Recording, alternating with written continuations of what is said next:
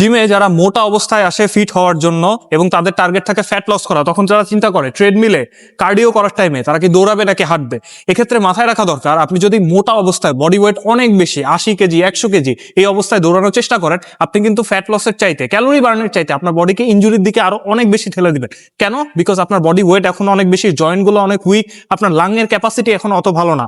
এই সময় যদি আপনি দৌড়ানো দিয়ে স্টার্ট করেন, ইট ইজ মোর লাইকলি আপনার পায়ে ইনজুরি হতে পারে, আপনার ব্যাক পেইন হতে পারে। So it's better, I always suggest করি যারা অনেক হেভি ওয়েট নিয়ে এসছেন তারা ধীরে ধীরে হাঁটার থ্রুতে কার্ডিওটাকে প্র্যাকটিস করেন, এবং তারপর যখন আপনার বডি ওয়েট একটা সার্টেন লেভেলে চলে আসবে, এবং ডেফিনেটলি কার্ডিওর পাশাপাশি আপনি স্ট্রেংথ ট্রেনিং করবেন, push up, pull up, squat, এই সকল এক্সারসাইজ গুলো করবেন। এতে করে আপনার মাসল ক্যাপাসিটি যখন বাড়বে তখন ধীরে ধীরে আপনি রানিং এ যদি যান তাহলে আপনার ইনজুরি হওয়ার চান্সেস অনেক কমে যায় এবং আপনার তখন কষ্টও কম হবে। সো আমাদের মনে রাখতে হবে আমরা যখন ট্রেন করব এফিশিয়েন্ট হতে হবে, এবং সেটা যাতে আমাদের বডির জন্য ভালো হয় সেটা মাথায় রেখে ট্রেনিং করতে হবে। ডায়েট, নিউট্রিশন এবং বডি বিল্ডিং রিলেটেড এরকম আরো বেশি কন্টেন্ট পেতে চাইলে make sure you follow Zafir Anam from Facebook, Instagram and YouTube.